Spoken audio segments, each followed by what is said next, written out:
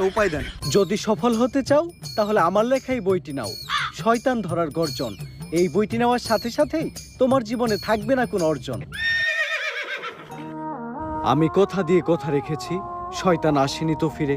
আমি শয়তান তাড়ানো গল্প লিখেছি আমার সারাটি জীবন ধরে। আমি অন্ধকারে মোমবাতি জ্বালিয়েছি, তবুও পাইনি ভূতের খোঁজ। আমি ভূতের অপেক্ষায় ছিলাম, ভূত নিজেই হয়েছিল নিখোঁজ।